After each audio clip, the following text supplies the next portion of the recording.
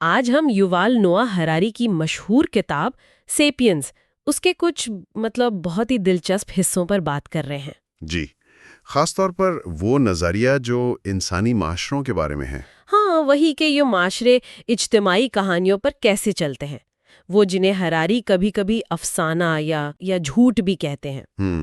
تو کیا یہ واقعی ممکن تھا کہ ہم یعنی انسان ان مشترکہ کہانیوں کے بغیر اتنی پیچیدہ تہذیبیں بنا پاتے؟ یہی تو بنیادی سوال ہے جس پر ہراری بات کرتے ہیں۔ تو آج ہم یہی سمجھنے کی کوشش کریں گے کہ یہ جو مشترکہ عقائد ہیں جن کی کوئی طبی حقیقت نہیں ہوتی، وہ کیسے سماجی تانے بانے کو جوڑ کر رکھتے ہیں۔ بالکل، اور ہراری کا جو بنیادی نقطہ ہے وہ یہی ہے کہ بڑے پیمانے پر انسانی تعاون جو ہمیں دوسری انواع سے الگ کرتا ہے نا، جی وہ حیاتیاتی نہیں ہے، اصل میں وہ ممکن ہوا ہے ان مشترکہ افسانوں کی وجہ سے۔ اچھا؟ جی، لاکھوں کروڑوں اجنبی لوگ ایک ساتھ کیسے کام کرتے ہیں؟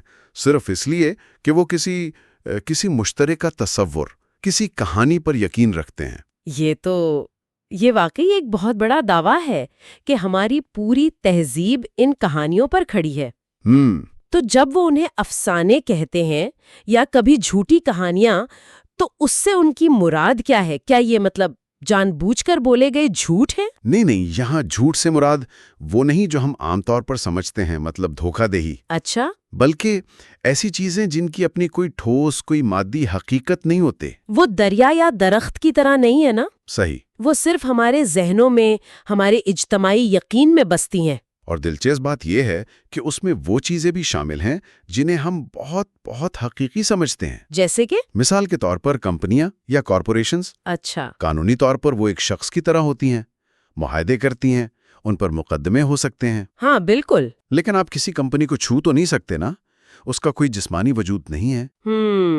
یہ تو میں نے کبھی اس طرح سوچا ہی نہیں۔ تو کمپنیاں بھی افسانہ ہیں؟ ہراری کے مطابق جی، اسی طرح قومیں، سرحدیں، انسانی حقوق، پیسہ، یہ سب آپ کہہ لیں ہمارے ایک اجتماعی تخیل کی پیداوار ہیں۔ واو، یہ تو حیران کن بات ہے کہ یہ غیر مادی چیزیں، یہ تصورات اتنے طاقتور کیسے ہو سکتے ہیں؟ بالکل، اور ان کی طاقت نظر آتی ہے ان کے عملی اثرات میں۔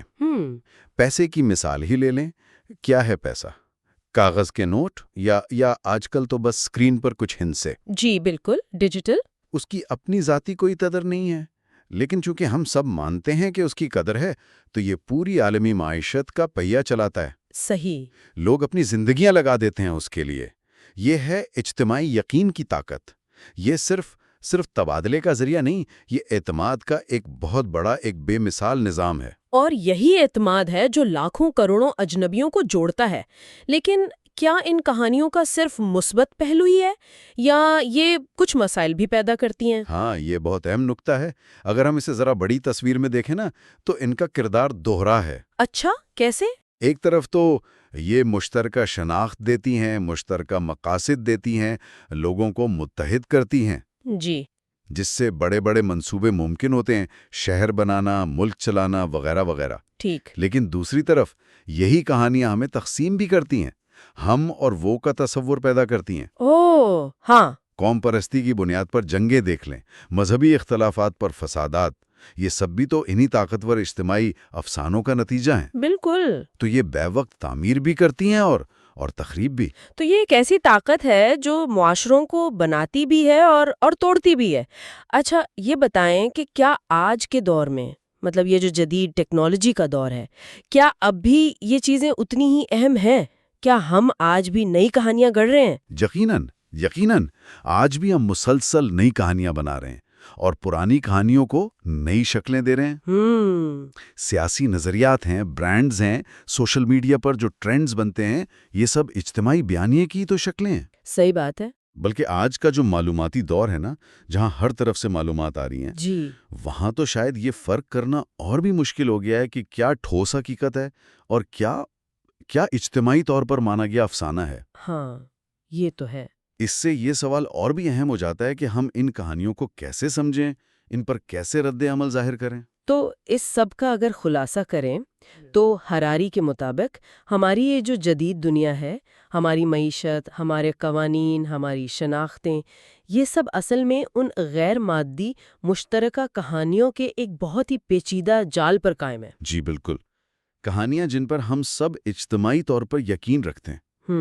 اور یہ بات ہمیں ایک گہرے سوال پر چھوڑ جاتی ہے، جس پر شاید ہر سننے والا خود غور کر سکتا ہے۔ وہ کیا؟ کہ وہ کون سی کہانیاں ہیں جن میں ہم جی رہے ہیں، جنہیں ہم حقیقت سمجھتے ہیں، اور کیا ہمیں اس بات کا احساس بھی ہے کہ یہ بھی ایک کہانی ہے؟